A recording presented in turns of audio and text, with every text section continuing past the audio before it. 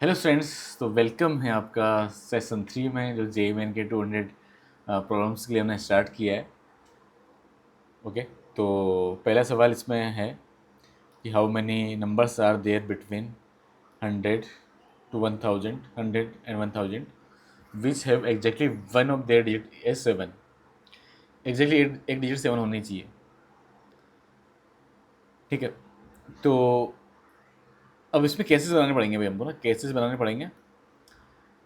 वो आपको समझ में आ जाएगा अभी क्यों बनाने पड़ेंगे। तो केस 1 मैंने ऐसे बनाया कि मान लो कि मैंने 7 यहाँ पर भर दिया है ना, 7 यहाँ भर दिया तो कितने तरीके से, एक तरीके से भरा जाएगा।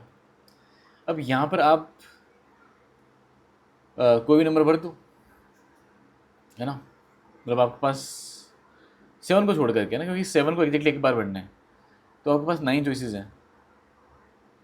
7 नहीं भर सकते, यहाँ पर भी आप कुछ भी नंबर भर दो, 7 नहीं भर सकते, तो 9 चॉइसेस यहाँ पर है। तो केस नंबर 2 कि भाई हम क्या कर रहे हैं कि 3 नंबर्स, 3 डिजिट नंबर ही बनेंगे ऑब्वियसली।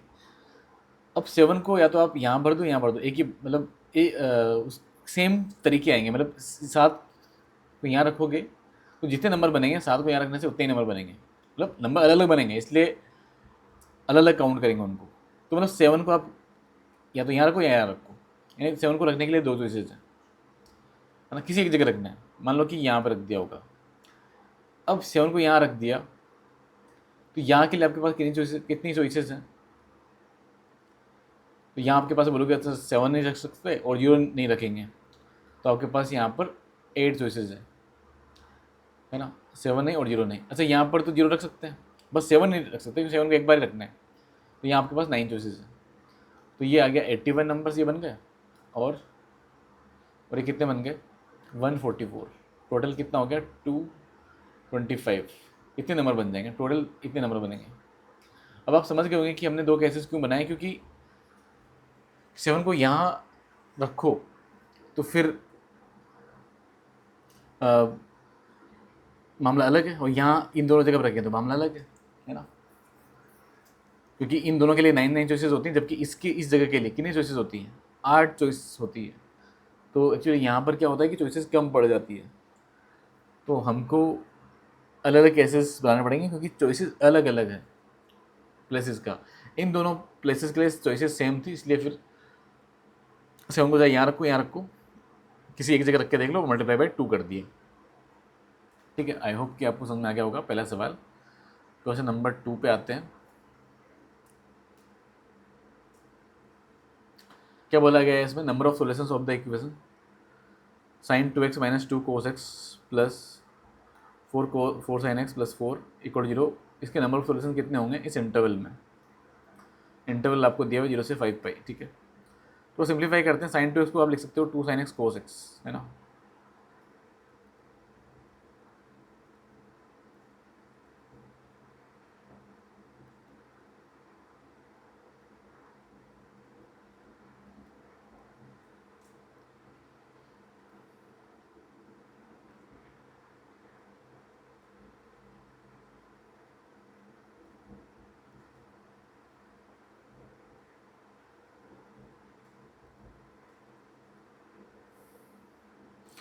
ठीक है, इतना बन जाएगा। sin x इक्वल टू 1 हो गया, cos x इक्वल टू कितना हो जाएगा -2। ये फैक्टर हो गया। अब ये तो कुछ पॉसिबल नहीं है ना। cos x इक्वल टू -2 तो हो नहीं सकता।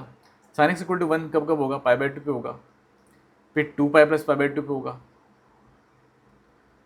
है ना। और फिर 4 पाई प्लस π/2 पे होगा। बस 3 सोल्यूशन आ जाएंगे, है ना भाई।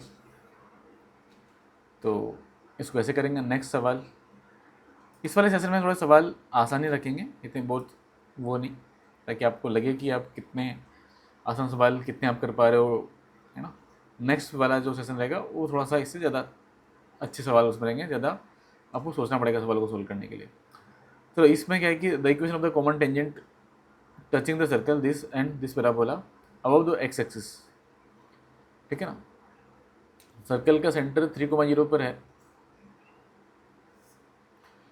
तो ऐसे ड्रॉ हो जाएगा।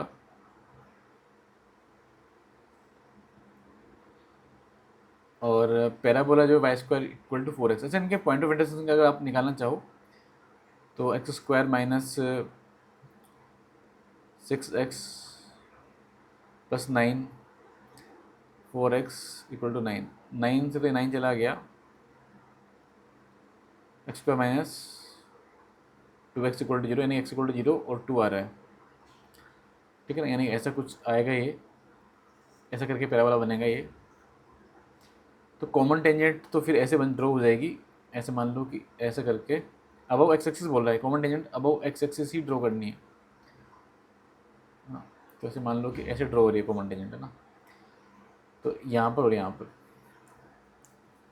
तो देखो एलिप्स सॉरी पैराबोला के लिए जो कॉमन टेंजेंट होती है किसी टी स्क्वायर कोमा 280 पर, ए यहाँ पर 1 है, यानी कि टी स्क्वायर कोमा 2t पर जो टेंजेंट ड्रॉ होती है उसका इक्वेशन क्या होता है, y t equal to x plus a t square, यानी ए 1 है, टी स्क्वायर देगा, this is tangent at t square comma 2t। अब वो इस सर्कल को भी टच कर रही है, सर्कल का सेंटर क्या है, 3,0 है, रेडियस भी 3 है ना, तो यहाँ से अगर इसमें परपेंडिकुलर डाल दें तो 3 की इक्वल कर देंगे, है ना, तो परपेंडिकुलर डाला इस पर तो 0 इंटू टी, 0 हो जाएगा, माइनस एक्स 3 है, minus T square divide by x का कोफिशिएंट का स्क्वायर, यानी कि -1 का स्क्वायर, 1 प्लस टी स्क्वायर का अंडर रूट का मोड इक्वल टू 3, है ना, डिस्टेंस सेंटर से टेंजेंट का डिस्टेंस 3 के इक्वल कर दिया हमने, तो यहाँ से हमको टी मिल जाएगा, ठीक है। तो यहाँ पे कितना हो जाएगा, t square plus 3 equal to 3, और अंडर रूट में आ जाएगा 1 प्लस टी स्क्वायर, स्क्वायरिंग कर देंगे, टी स्क्वायर का स्क्वायर कितना हो जाएगा, T raise to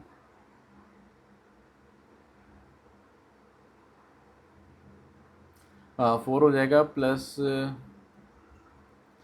60 square plus 9 equal to 9 plus 9 t square.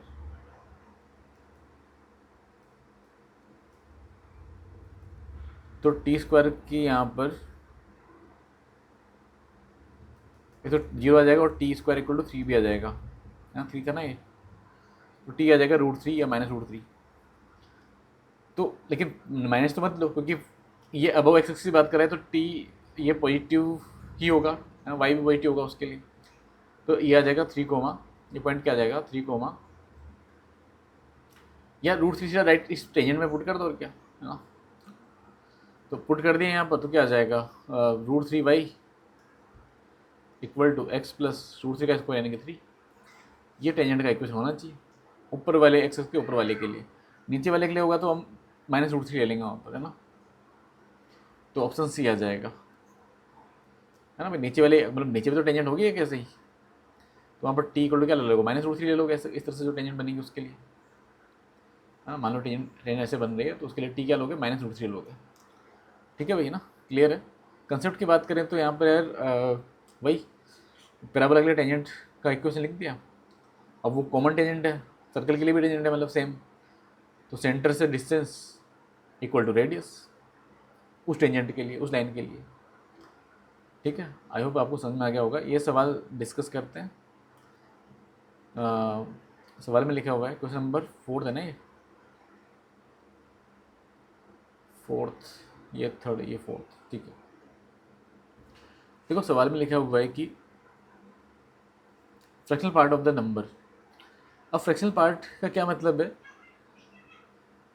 इस नंबर का फ्रैक्शनल पार्ट, मतलब फ्रैक्शनल पार्ट समझ गए ना, कि मतलब 0 से 1 के बीच में जो वैल्यू आएगा, मतलब जो डेसिमल में आएगा, मतलब मान लो कि ये नंबर जो है ऊपर वाला जो नंबर है वो कुछ इतना बड़ा नंबर है, 7 3 2 5 6 8 9 ऐसा कुछ नंबर है। अब 15 से इसको डिवाइड करोगे तो कंप्लीट डिवाइड होगा और प्लस कुछ रिमाइंडर बच रहा होगा, मतलब कंप्लीट से 15 के कुछ मल्टीपल आएगा प्लस कुछ रिमाइंडर भी होगा। रिमाइंडर हम जानते हैं कि क्या आएगा, 0 से लेकर के 14 तक कुछ आ जाएगा, मान लो कुछ भी रिमाइंडर आ रहा है 0 से 14 तक, है ना। तो जो फ्रैक्शनल पार्ट क्या हो जाएगा, वो R/15 हो जाएगा, फ्रैक्शनल पार्ट जो होगा ना, इसका फ्रैक्शनल पार्ट क्या होगा, R/15 होगा, क्योंकि ये तो एक 15 की डिवाइड बाई 15, के इज इंटीजर, तो ये तो इंटीजर है, उसको हटा दो फ्रैक्शनल पार्ट में से, मतलब इसका जब फाइनल आंसर निकालते हैं, फ्रैक्शनल पार्ट को सोल्व करते हैं तो इंटीजर हटा देते हैं, है ना। R/15 हमारा आंसर हो जाएगा। तो लेकिन रिमाइंडर फाइंड करना है कुल मिलाकर के, रिमाइंडर अगर आ गया तो 15 से डिवाइड कर देंगे। अब इसको अगर डिवाइड करना है 15 से, तो 4 को आप ऐसे लिख लो, कैसे लिखोगे 4 को, पहले 2 के पावर में लिख लो यार, उससे थोड़ा आसान पड़ेगा। 2 के पावर में कितना लिखोगे, 4044। अच्छा, अब 2 का पावर 4 क्या होता है, 16 होता है। तो अगर आप इसको ऐसे लिखना चाहो, 2 का पावर 4 16 लिखना चाहो ऐसा, तो यहाँ पे क्या लिख दोगे, 1011 लिख दोगे। अब 16 क्यों लिख रहा हूँ, क्योंकि मेरे को 15 के पास में लाना है, उसके टर्म्स में लिखना है। तो 16 को क्या लिख देंगे, 1 + 15 लिख देंगे, इसलिए मैं 16 लेके गया, मतलब 15 के पास जाना था, या 15 के मल्टीपल के पास जाओ, है ना। 30 के मल्टीपल, मतलब 2 को ऐसे 32 में भी कन्वर्ट किया जा सकता है, बट 32 के लिए फिर क्या होगा, 30 + 2 लिखना पड़ेगा, तो 2 में मत जाओ, मतलब जितना पास रहेंगे, जैसे 1 है ना, 15 + 1 तो उतना सही रहेगा। 30 + 2 2 थोड़ा सा ज़्यादा हो जाता है, ये बढ़िया है, मतलब जितना पास रहेंगे उतना बेटर है, कहने का मतलब। तो अब इसको जब आप एक्सपेंड करते हो ना, तो इसको एक्सपेंड करते हैं तो बाकी सारे टर्म में 15 आता है, बस एक लास्ट टर्म जिसमें 1011, या अब उसको उसको आप 15 में बढ़ते हुए मानना चाहते हो कि घटते हुए मानना चाहते हो, उसके ऊपर है।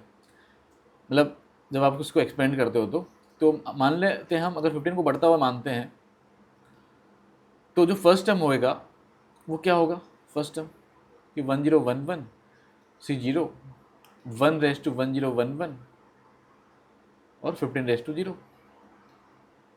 फिर सेकेंड टर्म क्या होगा, 1011 C1 × 1/1010 × 15/1। तो मतलब आगे जितने भी टर्म आएंगे उसमें सब में 15 आएगा, यानी कि बाकी सब तो 15 के मल्टीपल हो गए। बस खाली ये जो फर्स्ट टर्म है इसका वैल्यू और 1 है, इसका वैल्यू 1, तो ये 1 + 15 के बन गया जो नंबर बनना था। तो रिमाइंडर कितना आ जाएगा, रिमाइंडर 1 आ रहा है, तो आंसर कितना आ जाएगा, फ्रैक्शनल पार्ट कितना आ गया इसका, 1/15 आ गया, ऑप्शन बी। बात समझ गए, ठीक है। आई होप आपको समझ में आ गया होगा सवाल। नेक्स्ट पे आते हैं, क्वेश्चन नंबर 5 है ये, और मुझे अगला वाला भी दिखाई दे रहा है, उसको छुपा देते हैं।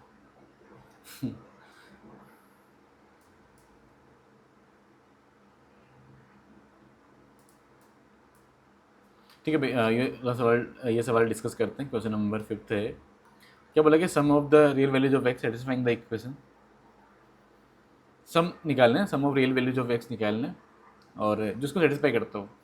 तो भाई कोई भी मान लो कि कोई भी f(x)(gx) लिखा है,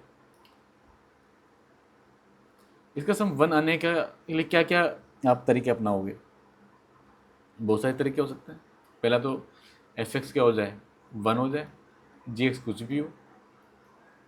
दूसरा तरीका f(x) -1 हो जाए और gx क्या हो जाए, इवन हो जाए, gx इज इवन नंबर।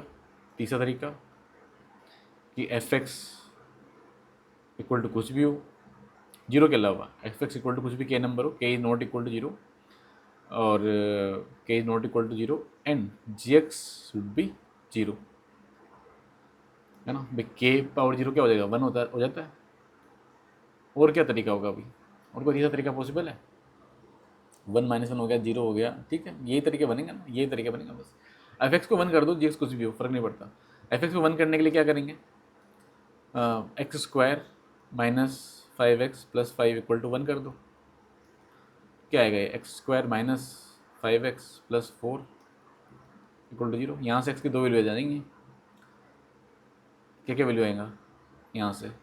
अच्छा, उनका सम निकालना ना, सम, तो सम तो इनका क्या रहा है, 5 आएगा इन दोनों का, हमने सम निकाल लिया, है ना, क्योंकि एंड में जो भी एक्स की वैल्यू आएंगे उनका सम ही करना है, तो पहले सम ही निकाल दो, कोई दिक्कत नहीं है। एक्स की 2 वैल्यू आएंगी ना, अच्छा 2 रियल वैल्यू आनी चाहिए, पहली बात तो रियल आ रहा है क्या भाई यहाँ पर, हाँ रियल तो आ रहा है रियल रूट होना चाहिए भाई, सबसे पहली बात तो ये। फिर इसके में क्या करते हैं, f(x) -1 यानी x² - 5x + 5 = -1, तो उसको मैंने 6 लिख रहा हूँ डायरेक्टली। और यहाँ पे x की 2 वैल्यू आ जाएगी, एक तो 2 आएगा, 3 आएगा ना, ये आएगा 2 और 3, x - 2 x - 3 फैक्टर बनेंगे। अब उस पर क्या होना चाहिए, जी एक्स इवन होना चाहिए, जी एक्स इज इवन नंबर। तो अगर 2 रखा तो 2 का स्क्वायर हो जाएगा 4 प्लस 8 माइनस 60। तो ठीक है इवन बन जाएगा, मतलब ठीक है नेगेटिव में बनेगा बट ठीक है उसको 1 कर लेंगे तो इवन बन जाएगा, कोई दिक्कत नहीं है। अच्छा 3 रखोगे तो क्या आ जाएगा 9 प्लस 12 माइनस, तो यहाँ पर ओड बनेगा भाई ना, this is not even, this is odd and this is even. तो यानी कि इसमें 2 को काउंट करेंगे हम, है ना, ठीक है। अच्छा यहाँ पर एफ एक्स कोई भी नंबर हो जाए बट जी एक्स जीरो कर दो, और एफ एक्स जीरो नहीं होना चाहिए उस पर, ठीक है ना। तो एफ एक्स के कुछ भी होगा, हमको एफ एक्स से मतलब नहीं है अभी, बस चेक कर लेंगे एंड में कि जीरो हो रहा है कि नहीं हो रहा है एफ एक्स। तो पहले जी एक्स को जीरो कर दो, जी एक्स जीरो किया तो यानी कि x square plus 4x minus 60 equal to zero, यानी कि x माइनस एक्स प्लस 10 और x माइनस 6,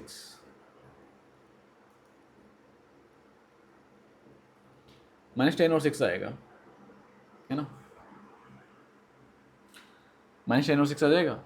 अब देखो किसी पे, अब ये तो जीरो किसी पे भी नहीं होगा क्योंकि इसके रूट्स क्या क्या आ रहे थे, नहीं इसके रूट्स हमने कहाँ निकाले, इसके नहीं निकाले रूट्स हमने, रूट तो हमने इसके निकाले थे +4 वाले के। बट इसमें तो अगर आप इसके रूट्स देखोगे तो क्या आएंगे, 25 माइनस 20, मतलब इरेशनल रूट्स आएंगे तो रेशनल नंबर जिसको सेटिस्फाई कर नहीं सकता, ठीक है ना। तो यानी कि इसका सम की अगर बात करें तो सम, इनका सम कर लो, तो 5 का सम कर दो, फिर 2 कर दो, और माइनस 10 और 6, माइनस 10 प्लस 6 तो क्या -4 हो गया, -4 और 5 तो 1 बचेगा, 1 और 2 हो जाएगा 3, तो आंसर आ जाएगा बी ऑप्शन, है ना। बात समझ गए क्या भाई। तो आई होप आपको समझ में आ गया होगा, ये कंसेप्ट इसका ये होता है ना, ये चीज़ें आप ध्यान रखोगे तो मामला बन जाएगा, है ना। बहुत बेसिक कंसेप्ट है।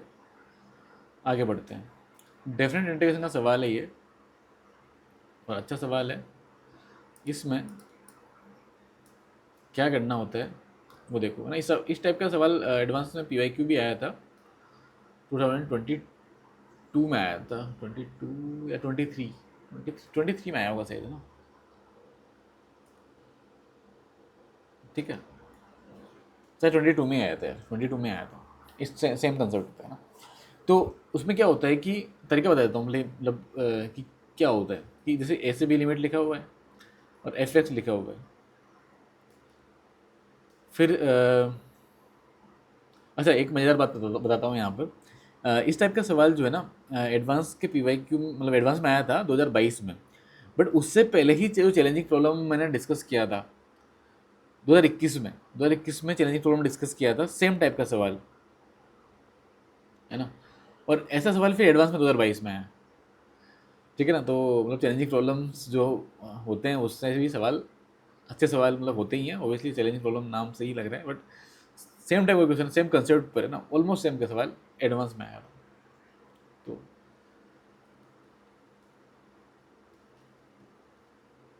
ठीक है चलो, हाँ मतलब बच्चे सोच रहे हैं सर खुद की तारीफ करे जा रहे हैं कि हाँ कि सर मैं, सर पढ़ा बोलते हैं कि मैं पढ़ाता हूँ वो एडवांस में आ जाते हैं ना। हर चीज़ तो नहीं आएगी, हर चीज़ तो नहीं आएगी कि, है ना, लेकिन मतलब बहुत सारे सवाल है, बहुत सारे कॉन्सेप्ट जो पढ़ाते हैं वो आ जाते हैं ना। उसको तारीफ समझो, एक्सपीरियंस समझो, कुछ भी समझो,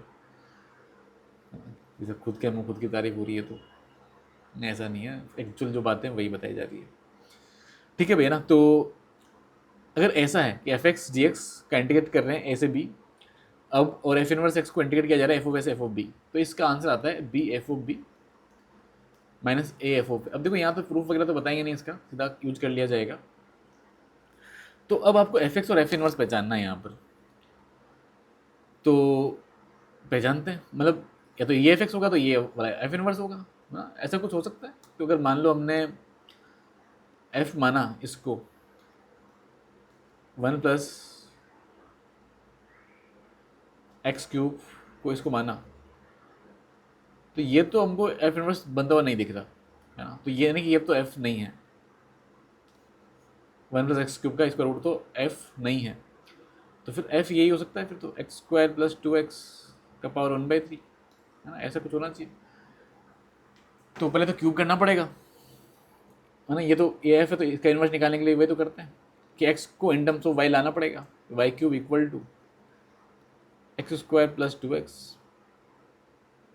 तो एक काम करते हैं, यहाँ +1 कर देते हैं, यहाँ भी +1 कर देते हैं, क्योंकि यहाँ पे बन जाएगा ये x प्लस 1 का whole square equal to 1 + y³।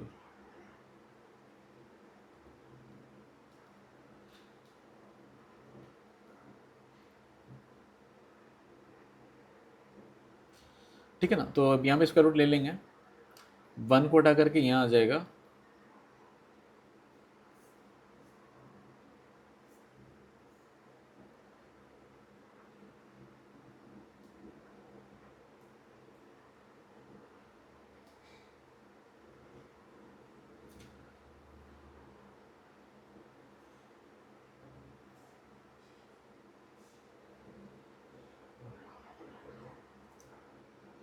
ठीक है। मतलब अब देखो, अब आप बोलोगे कि सर अभी भी नहीं बन रहा है, तो क्योंकि ये तो माइनस बना रहा है यहाँ पर, जबकि यहाँ पर माइनस बन नहीं है, तो फिर उसको क्रिएट कर लेंगे भाई, है ना, उसको बना देंगे कि ये तो एफ एक्स है ना, ये एफ एक्स लिखा आपने पहले पहले एफ एक्स लिख दो,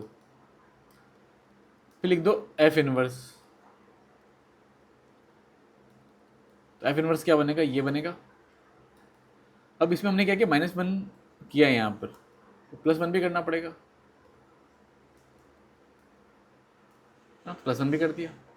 अच्छा, लेकिन ये देखो कि क्या ये जीरो जो एफ ऑफ जीरो है कि नहीं है, क्योंकि ये जो लिमिट है ये एफ ऑफ ए होना चाहिए और ये ऊपर वाला एफ ऑफ बी होना चाहिए। और एफ एक्स हमने क्या माना है, क्या किसको अज्यूम किया, x² + 2x पावर 1/3 को हमने एफ एक्स अज्यूम किया है। तो एफ ऑफ जीरो क्या हो जाएगा, 0 हो जाएगा।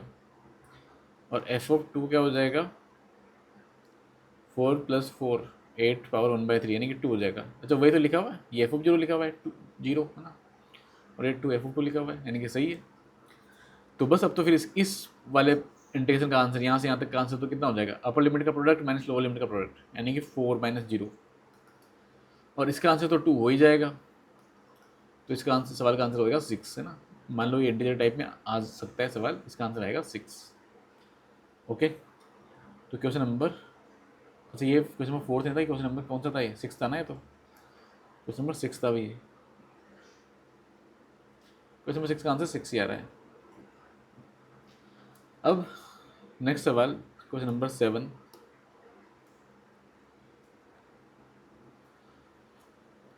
ठीक है, तो 7th में देखो आप क्या करना है, इसमें रेंज निकालना है ना। तो लेकिन उसके पहले डोमेन देखना पड़ेगा आपको। बट tan इनवर्स इसका डोमेन तो रियल नंबर होता है, बट क्या इसका डोमेन रियल नंबर होता है, नहीं होता है। इसका डोमेन क्या होता है, बताइए इसका डोमेन क्या होता है। हाँ सही बताइए, इसका डोमेन होता है -1 से 1। इसका डोमेन होता है -1 से 1।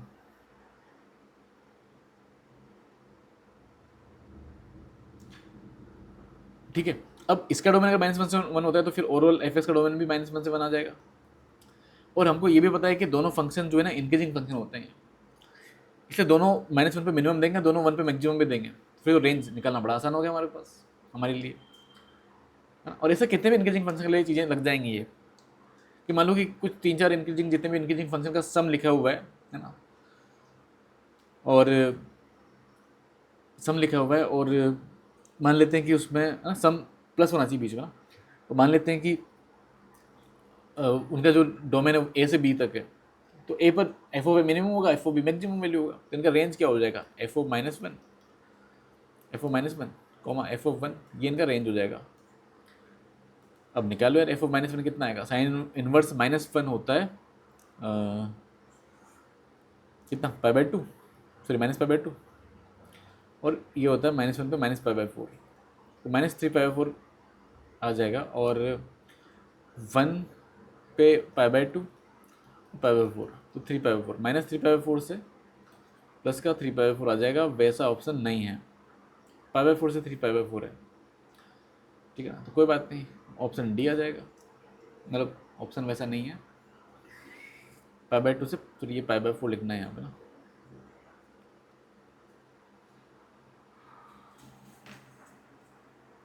ठीक है ना भाई, वैसा नहीं है ना। अच्छा, ये -3π/4 बनेगा, ये प्लस का 3π/4 बनेगा। अगले क्वेश्चन पे आते हैं, क्वेश्चन नंबर 8 पर। इस सवाल में क्या बोला गया है कि इस एलिप्स पर कोई पॉइंट है, एम पॉइंट है जो नियरेस्ट होना चाहिए इस लाइन के, वो आपको बताना है। तो पहले तो पॉइंट एज्यूम कर लो आप एलिप्स पर। क्या एज्यूम करोगे? √18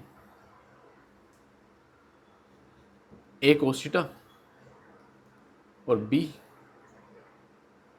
साइन थीटा, ये एज्यूम कर लेंगे पॉइंट है। अच्छा तो इसको थोड़ा सिंप्लीफाई कर लो ना यार, 9 × 2 लिख दो इसको, तो 3√2 हो जाएगा ये, तो अच्छा लगेगा ना पॉइंट, अच्छा लगेगा थोड़ा सा। इसको 4 × 2 लिखेंगे तो 2√2 साइन थीटा ना, ये पॉइंट आ गया, इस एलिप्स पर है और नियरेस्ट है। तो नियरेस्ट के लिए क्या करोगे भाई?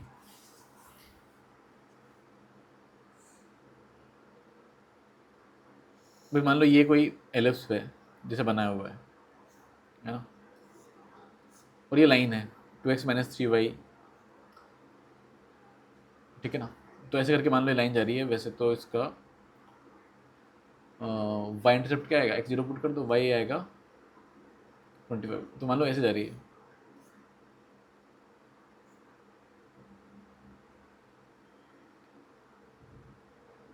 ठीक है। तो कोई भी पॉइंट है जो इसे नियरेस्ट अगर होना चाहेगा तो वो इस लाइन के परपेंडिकुलर ही हमको दिखेगा, कहीं भी हो जाए, है ना। जहाँ पर भी वो परपेंडिकुलर होना चाहिए, मतलब जैसे ये, है ना, और ये से टेंजेंट ड्रॉ कर दी जाएगी।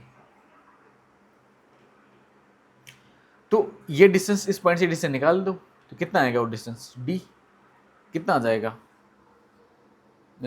एक्स पुट कर दो यहाँ पर, तो 6√2 cos थीटा -3 × 6√2 साइन थीटा +25, ये आ जाएगा। और डिवाइड बाई 2 का स्क्वायर प्लस 3 का स्क्वायर, 9 और 4 13। अब डी को मिनिमम करना है तो इसको मिनिमम करना पड़ेगा, और इसका मिनिमम वैल्यू, अच्छा जरूरी नहीं इसका मिनिमम ही हो, वो देखना पड़ेगा कि यार, हाँ वैसे मिनिमम होना चाहिए मेरे सामने तो ना। एक बार 6√2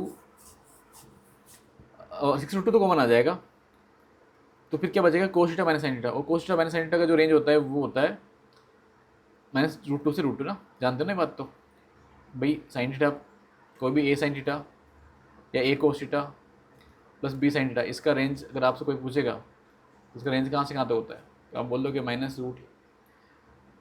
बाहर है, √a² + b² से लेकर के प्लस √a² + b² तक इसका रेंज होता है, ठीक है ना। तो यहाँ पे कितना आ जाएगा? -12 से +12 आ जाएगा रेंज।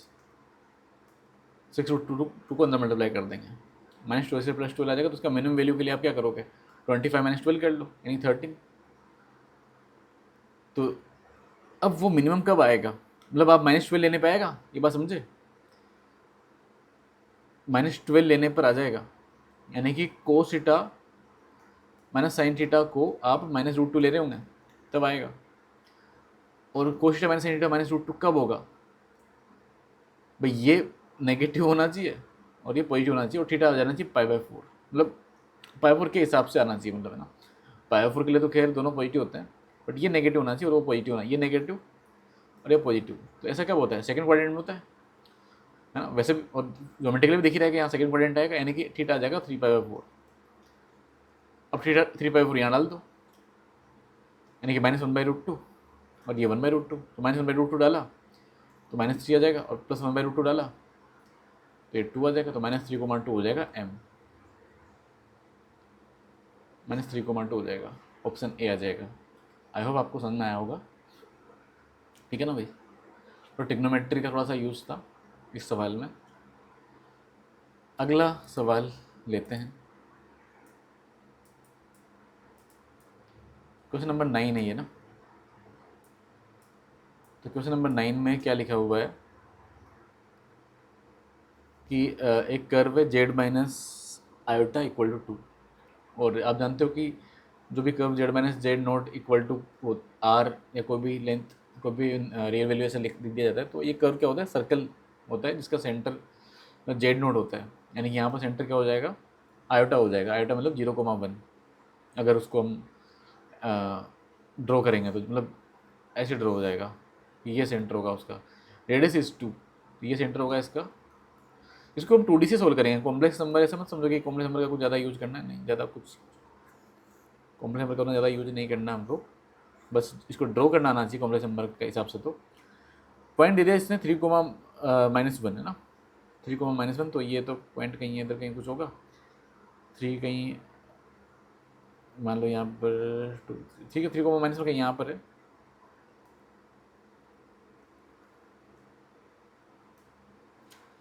तो ये क्या बोल रहे हैं, लेंथ ऑफ द टेंजेंट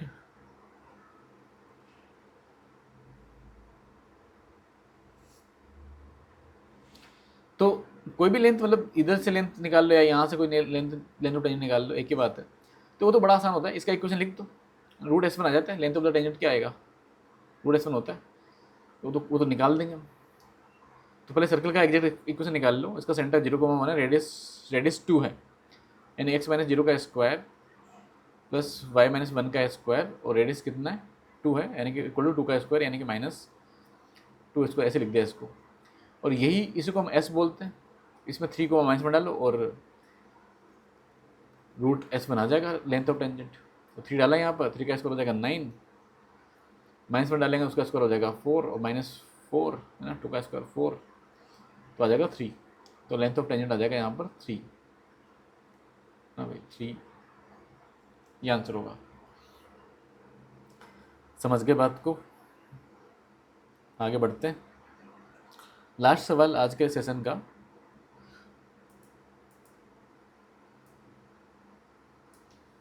ठीक है।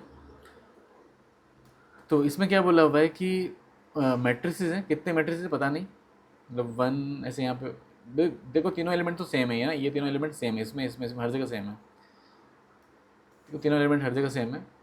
इवन जो इक्वल टू आएगा, इनका प्रोडक्ट आएगा, उसमें भी मैट्रिक्स में तीनों एलिमेंट सेम है।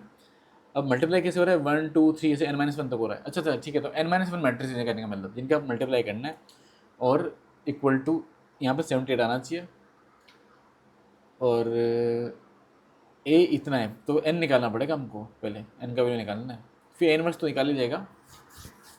भाई ए इनवर्स कितना हो जाएगा फिर, adjoint of A upon determinant of A. चलो पहले ए निकालते हैं। तो इन दोनों को मल्टीप्लाई करो, कितना आएगा, फर्स्ट रो को इसके फर्स्ट रो को इसके फर्स्ट कॉलम से मल्टीप्लाई किया तो 1 आएगा, फर्स्ट रो को सेकंड रो से मल्टीप्लाई करेंगे तो 3 आ जाएगा, ठीक है ना। फिर फर्स्ट रो सेकंड रो को फर्स्ट कॉलम से मल्टीप्लाई करेंगे 0 आएगा, सेकंड रो को सेकंड कॉलम से मल्टीप्लाई करेंगे तो भी 1 आएगा। ये तो फर्स्ट 2 को मल्टीप्लाई करके आया। फिर यहाँ पे नेक्स्ट मैट्रिक्स क्या था, 1 3 0 1 था। अब इससे मल्टीप्लाई करो, देखो कितना आ रहा है, यहाँ तो 1 0 1 आएगा, ये तो हमको पता ही है। यानी कि फर्स्ट रो को सेकंड कॉलम से कर लो बस, है ना, पता लग जाएगा क्या आने वाला है। तो उसमें कितने आने वाला है, उसमें आने वाला है यहाँ पर 3 + 3 यानी कि 6 आने वाला है, ठीक है। अब अगला जो मैट्रिक्स होगा फिर इसके बाद में वो 1 4 0 1 होगा। अब उसमें हम समझ गए कि यहाँ तो यार वही आएगा, 1 0 1 ही आएगा, बट यहाँ पे कितना आएगा, तो उसके लिए इसके लिए कितना आ जाएगा ये, हाँ 6 + 4 10 आ जाएगा। तो आप समझ रहे हो कि यहाँ वाले एलिमेंट कैसे कैसे आ रहा है। पहले यहाँ का एलिमेंट 1 था ना, सबसे पहले प्रोडक्ट नहीं होने से पहले 1 था, फिर प्रोडक्ट हो गया तो फिर 3 आया, प्रोडक्ट होने के बाद में ना, ये प्रोडक्ट होने के बाद में लिखा हमने। फिर नेक्स्ट वाले प्रोडक्ट किया तो फिर 6 आया, और फिर अगले बार फिर प्रोडक्ट किया 4 वाले से तो फिर 10 आया। तो ऐसे आ रहा है कि 1 3 6 10 ऐसे आ रहा है ना।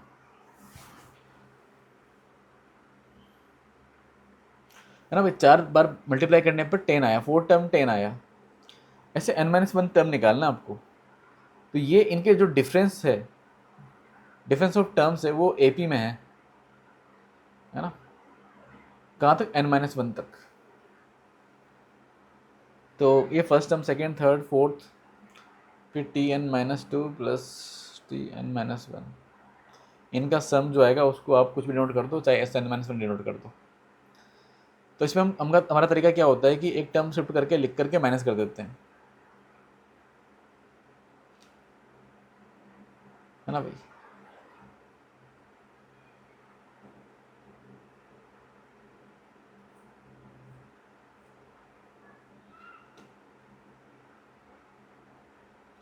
3 माइनस 1 हो जाएगा 2, 6 माइनस 3 हो जाएगा 3, प्लस 10 माइनस 6 हो जाएगा 4, प्लस ऐसा। ठीक है, इसमें से कुछ माइनस करेंगे तो कुछ ना कुछ आएगा यहाँ पर, और ये माइनस टी एन आ जाएगा, टी एन माइनस 1 आ जाएगा मतलब, है ना। तो ये पूरा एपी बन रहा है यहाँ से लेकर के। अच्छा, हम यहाँ से इसको ले रहे हैं, total t n minus 1 terms थे, यहाँ से लेकर यहाँ तक टोटल एन माइनस 1 टर्म थे, यहाँ से यहाँ तक एन माइनस 2 टर्म रह गए, एक टर्म हटा दिया ना हमने। अच्छा, उसको भी काउंट कर लो तो टोटल एन माइनस 1 ही ले लो फिर, है ना, एन माइनस 2 प्लस 1 कर लो मतलब टोटल टर्म्स के लिए। तो यहीं से ले लेते हैं ना, यहीं से ले लेते हैं यार, मतलब 1 से ले लो। हमको टी एन माइनस 1 का वैल्यू चाहिए, उसको एल में लिया टी एन माइनस 1 को, और अब इसमें टोटल टर्म्स कितने आ गई है, एन माइनस 1 टर्म आ गए यहाँ तक। तो this is sum of first n minus 1 natural numbers, जो कि क्या हो जाएगा, n minus 1 into n divide by 2 हो जाएगा, और ये आना चाहिए 78 के इक्वल, है ना, 78 के इक्वल आना चाहिए ये। इसको आप क्या बोलोगे कि एन माइनस 1 इंटू एन, 2 उधर मल्टीप्लाई कर दिया, 78 को आप क्या लिख सकते हो, 35 इंटू 2 तो 70 होता है ना, तो 78 को क्या लिखोगे, 37, ये 39 इंटू 2 लिख देंगे, हाँ 39, अच्छा 39 को फिर वापस लिख दो, 13 इंटू 3, है ना, तो 78 को क्या लिख देंगे, 13 इंटू 6 लिख देंगे, है ना, 13 इंटू 6 लिख देंगे, और 2 उधर जाएगा, 2 ये 2 भी जाएगा उधर मल्टीप्लाई होकर, तो 6 ये दोनों मल्टीप्लाई होकर के 12 बन जाएगा, ये दोनों मल्टीप्लाई होकर 12 बनेगा। तो आप समझे कि ये दो कॉन्जिक्यूटिव नंबर्स का नेचुरल नंबर का प्रोडक्ट है, और ये भी दो कॉन्जिक्यूटिव नेचुरल नंबर के प्रोडक्ट में हमने इसको लिख दिया है, तो n फिर 13 हो जाना चाहिए, या आप क्वाड्रेटिक बना लो, वैसे तो दिख ही रहा है कि n 13 है यहाँ पर, है ना, तो n इज 13, तो बस, अच्छा नहीं अभी खत्म नहीं हुआ, अभी तो n आया है, तो यानी कि n आ गया, तो वहाँ से a मिल गया आपको 11301। अब इसका a इनवर्स निकालना है, तो a इनवर्स के लिए आप जानते हो adjoint of A upon determinant of A करते हैं, डिटरमिनेंट ऑफ ए इसका 1 आएगा, है ना, इसका डिटरमिनेंट 1 है, तो इसका a इनवर्स फिर तो एडेंट ऑफ ए के बराबर हो जाएगा, और उसके लिए हम क्या करते हैं, इनको तो अदला बदली करते हैं, है ना, और इसमें साइन चेंज कर देते हैं, बाकी में इन दोनों में -13 और 0 का, इनको अदला बदली करो तो 1 को अदला बदली करो तो 1 1 ही रहेगा, है ना, एक्सचेंज करेंगे मतलब, और 13 के आगे माइनस लगा दिया, 0 के आगे माइनस लगा दिया, तो आंसर आ जाएगा 1 - 13 0 1, 1 - 13 0 1, सेकेंड ऑप्शन आ जाएगा। ठीक है, आई होप कि आपको समझ में आ गया होगा ये सवाल। प्रोडक्ट ऑफ मैट्रिसेस करना था थोड़ा सा, यहाँ पर एक स्पेशल सीरीज होता है कि डिफरेंस ऑफ टर्म्स एपी में होते हैं या जीपी में होते हैं, तो ये मेथड काम कर जाता है कि एस एन या एस एन माइनस 1 जो भी आपको दिया है, तो वो इक्वल टू टर्म को शिफ्ट करके लिखो, माइनस कर दो, तो वहाँ से टी एन या टी एन माइनस 1 जो भी आ जाता है, मतलब जो भी आपको चाहिए, टी एन आ जाता है कहने का मतलब। और फिर अगर सम निकालना होता, अगर हमको एस एन माइनस 1 का सम निकालना होता, तो फिर हम सिग्मा लगा देते हैं टी एन माइनस 1 पे, एन टर्म पर, है ना, सिग्मा टी एन जिसको बोलते हैं, समेसन, सिग्मा ऑपरेटर, अलग अलग नाम, लोग अलग अलग नाम से जानते हैं इस मेथड, मतलब इस टाइप की चीज़ों को। चलो कोई नहीं, सवाल हमने डिस्कस किया 10 सवाल आज के सेशन में। आई होप कि आपने काफ़ी कुछ सीखा होगा यहाँ से, अलग अलग अप्रोचेज, मेथड्स, या रिवीजन के लिए भी आपने अच्छा यूज़ किया होगा कि बहुत सारे मेथड्स रिवाइज हो गए होंगे, हर सवाल में कुछ ना कुछ हमने यूज़ किया ही है ना। जैसे यहाँ पे सवाल में डिफरेंट इंटीग्रेशन वाले में, इसमें ये 2 चीज़ें यूज़ की हमने, बहुत फंडामेंटल चीज़ें हैं कि 1 कैसे लाया जाए, है ना। यहाँ फ्रैक्शनल पार्ट यानी कि रिमाइंडर वाला कंसेप्ट यूज हुआ है, ये तो टेंजेंट, पैराबोला के लिए टेंजेंट वाला कंसेप्ट यूज हो गया। ठीक है, तो आई होप कि आपको आज का सेशन बहुत यूजफुल लगा होगा। तो यूजफुल लगा है तो बिल्कुल थोड़ा सपोर्ट दिखाइए, कमेंट कीजिए यार, है ना, उससे थोड़ा सा मोटिवेशन भी मिलता ही है ना, मेरे को थोड़ा बहुत मोटिवेशन चाहिए रहता है। यहाँ के बच्चों, जो स्टूडेंट्स जो है, जो जेईई देने वाले हैं अभी, वो देख रहे हैं लेक्चर्स, या उनके रिवीजन में हेल्प मिल रहा है, या प्रैक्टिस उनका हो रहा है, ठीक है ना, वो क्वेश्चन को प्रैक्टिस कर रहे हैं। बाकी और भी आपके पास कोई डाउट हो, कोई भी इन सवालों के अलावा कोई भी डाउट रह जाता हो, तो आप मेरे को या फिर हमारा जो ग्रुप है ना, टेलीग्राम पर और व्हाट्सएप पर, उनमें भी आप डाउट पूछ सकते हैं उसके अलावा, या मुझसे भी आप वहीं पर ग्रुप में पूछ सकते हैं। कि सर ये सवाल बताइए, कोई भी और भी कोई क्वेरी हो आपकी प्रिपरेशन से रिलेटेड कि कैसे प्रिपरेशन करना है, इस टाइम इतना टाइम बचा है इसमें क्या करना है, क्या मतलब कुछ भी किसी के बच्चे के मन में कोई भी बात आ रही है प्रिपरेशन से रिलेटेड थोड़ा सा भी, तो उसको आप पूछिए, ठीक है। तो आज के सेशन में इतना ही, मिलते हैं हम नेक्स्ट सेशन में कल।